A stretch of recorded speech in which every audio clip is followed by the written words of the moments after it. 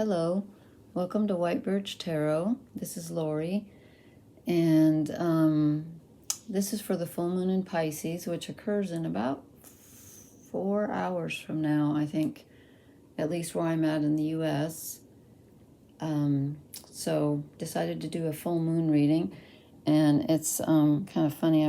I looked everywhere for this medallion. It's actually part of a necklace.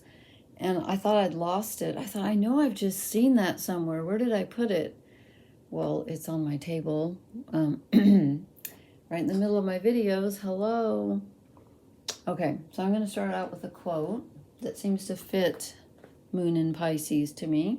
And this was by the poet and author Marianne Moore. And she said, present for inspection imaginary gardens. Excuse me, let me start over here with my creaky voice. Present for inspection imaginary gardens with real toads in them.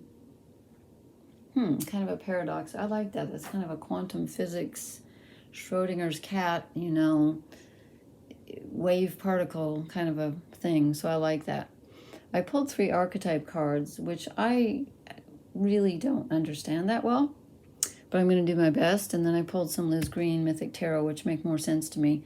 So what I drew with the archetype cards, and I drew this one first, okay? So I was thinking of this as being us, but it kind of didn't come out the way I wanted it to. So I'm not sure this is us. I think this is just a 3-card reading. But anyway, the gem, which I feel is like your deepest self.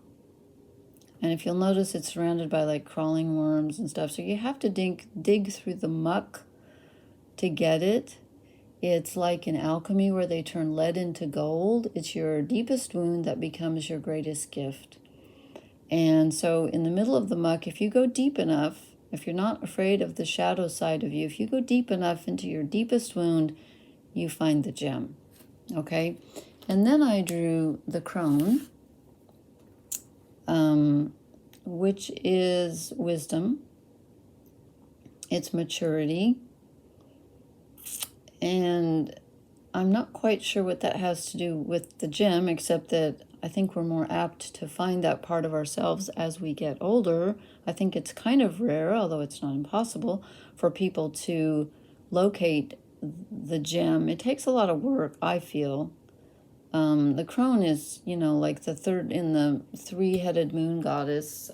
We have the maiden, pull my chair closer here, the maiden, the mother, and the crone. So the waning moon is the crone, which is interesting because that's the opposite of the full moon that we're in right now. So I'm thinking shadow self is the opposite of the gem, but not really, because it's the flip side of it, if that makes any sense. So you go to your shadow side, you dig in through the muck, and the gem is hidden in the middle of the darkness. So the new moon, which is actually, not seen in the sky, it's dark because it's one with the sun, that's the union, but that's when it looks black. But that's when they're actually together. And so now we have the full moon where the moon and the sun are farthest from each other, but that's when we see the moon. So it's sort of a paradox that when you're united with, the darkest of yourself is when you're united is when you're the darkest. I'm not making any sense. Okay, so the next card is Kairos, which means the right timing. So this is telling me that this full moon in Pisces is bringing up something that from the depths. You know what? I've decided my voice starts croaking because I have performance anxiety. That's so crazy, but I'm really shy. And so I'm going to pretend I'm just doing this for myself. But it isn't. It's for everyone, so I can't pretend. This is right timing, and I feel like the full moon in Pisces is leading us. I don't know about you, but I've been so emotional. Just having plumbing problems in the house, too, which is weird because, of course, Pisces is a water sign. It's the last sign of the zodiac. It's the culmination. So is the full moon, the culmination, So I just feel like I'm about ready to pop with emotions. It's, how did that hair get on air? The time is right. If you want to do some self-introspection, more, I don't think it's really a time to manifest as much as it is a time to investigate. Because here's what I drew with the Mythic Tarot. Okay, I drew the Knight of Wands, and this is incoming fire energy, and I feel like this is the moon after it's in Pisces, of course, will move into Aries. I kind of feel like whatever we learn during the full moon in Pisces will translate into action when the moon moves into Aries in a couple of days. If that makes any sense. This is usually something coming in fast, and it's usually a physical thing. It can be spiritual too, but it's usually a physical thing. Then I drew Temperance in reverse, and Temperance is balance. And let's see if I can remember now. We have Mercury in Libra right now, which is all about balance. So this is balance, and it's in reverse, which is telling me that something in us is out of balance, which may be why we need to dive down into the muck to see what the heck is off. Something is off. We need to examine something. We're out of kilter just a bit. And then it's interesting because I drew two aces. The Ace of Cups. Cups are emotion. Okay, and Pisces is a water sign, and this is definitely water. Cups are water. And then I drew the Ace of Swords, which is interesting because I just said that Mercury was in Libra. Libra's an air sign, and swords rule air. So this is feeling. This is thinking. So we have Temperance in reverse. So I feel like there's something out of kilter. Either something that we're thinking is causing us to feel something, perhaps not wrong exactly, but maybe something we need to re-examine or really just look at, or something we're feeling is causing our thoughts to go wonky. So you may be having some anxiety or something not quite balanced, let's put it. And it's sort of a I'm not going to say a contest or a battle, because it isn't, but it resides within thoughts and feelings, which of course makes sense because some psychologists say that thoughts, like cognitive behavioral therapy is all based on change your thoughts and your behavior will change. I kind of disagree with that because I know, at least for me, and I think for everyone, I believe the feeling comes first. And you don't even realize it. It's like it translates into a thought so instantly that, some psychologists will say, oh no, the thought comes first.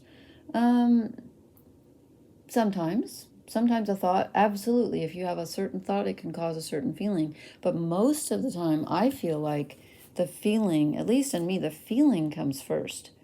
And then it causes me to think something. So I might feel a little anxious about something, and then it will trigger a negative thought like, oh no, I don't think I can do this. And if I really sit with myself, which is going down into the darkness where the gem is hidden, if I really go deep into myself, I will discover where I'm out of balance. And it's usually a feeling for me, not a thought. But again, the feeling will spark a thought that is perhaps not positive. Oh my gosh. I shuffle these cards so many times, and I've said this before and I'll say it again. I do not like this card. I do not like it. Although it's interesting. Okay, we get timing, which is like kairos, okay? The proper time for something. And then we get a clock that says tick-tock. So I guess this is telling us when the time is right, you're going to know it. You're definitely going to know it. This suddenly reminds me of a parachute, which I didn't notice before, with a helicopter blade on top. So you will take off when the time is right. And I feel like the time is coming very quickly after the full moon. When the moon moves into Aries, I feel like there's going to be a change. It's a good time to act when the moon is in Aries. Let me try one more. I hate TikTok, and I don't know why. Oh, this is interesting. Well, great. We get not for you. And the fortune cookie says, nope. What is not for us? Now I have to clarify. What am I going to use to clarify? Do I want to use a fairy card, or do I want to use... I'm going to use the Wild Unknown Tarot to clarify what is not for us. What is it not the right time? What's not for us? The imbalance in our thinking and feeling now. Okay, like 6 cards want to come out. The trouble with the Wild Unknown is the cards are so thick that they are nearly impossible to shuffle. I really struggle with shuffling these. Okay, and this doesn't make it. No, wrong deck. Okay, fairies, help. When in trouble, turn to the fairies. It's always been my motto. Oh my gosh, we got her last time, the Queen of Shadows. Something that we're thinking is, I feel like we're in our fear. We're thinking something that is not productive, and it's not real. It's an illusion, and it's not a pleasant one. We're stuck in our negativity. Have you heard that acronym that people make out of fear, false evidence appearing real? That's what she reminds me of. Okay, so give me a sign, fairies. How do we get out of the Queen of Shadows? Oh, and I draw the card who has no name. They have 2 cards in this deck that they intentionally didn't name so that the reader can make what they will out of it. And I love this card because this woman in the center, this fairy, is so comfortable with herself. And she's in a kind of not a chaotic environment, but it's definitely not organized. It's kind of like she's blooming where she's planted. She's like, I am just so okay. I'm going to sit with my legs open. If you don't like it, don't look. They look like sisters to me. You know, things are kind of a mess, but I could care less. My wings are moth-eaten, and I'm cool with that. And she's just like, you know, this mantra comes to me, and a friend of mine who died many, many years ago when he was quite young came to me one time when I was struggling. His spirit came to me, and he gave me this mantra, which I still use. And, well, it wasn't that many years ago, maybe 5. And it works for me. And he said, everything's always okay. Everything's always okay. And that's what I feel like she's telling us. It may seem kind of, your heart may seem kind of moth-eaten right now, but everything's always okay. And, you know, you might be stuck in a little bit of negativity and some fear thinking, perhaps even some lack thinking, oh, I don't have enough, I can't do this. I don't really feel like this is telling me that what you're trying is not for you. I almost feel like it's saying this energy that you're stuck in is not for you. Because, look, right in the middle of the black and the white, there's a standoff going on here. And, you know, it's almost like saying, you know, it's not black or white. Stop dividing everything that way. And then here comes our moon in Aries. Something's going to change as a result of, you know, time moves on. The right timing is coming. And balance out your thoughts and feelings because they do affect each other. Something's out of kilter. We're out of balance. And if you go within, if you go dark enough, deep enough, I should say, within, there is a gem. There's always a gem. Always. Even if it's hiding on your table and you've been looking all over the house for it. And it will come when the time is right. Because we all contain inner wisdom. Okay, this is kind of an esoteric reading, but you know what? What else would you expect with full moon in Pisces? I'm surprised I'm not, you know, sobbing my head off. So, okay. I hope that was helpful. Let's see, is there any other quote that I want to leave you with? Let's see. How about this one? This is, I think this was a Native American chief, Seneca. It is not or a Greek. Oh my God, that is so, either an ancient Greek or a Native American. Oh my goodness. Okay, that's not my thing.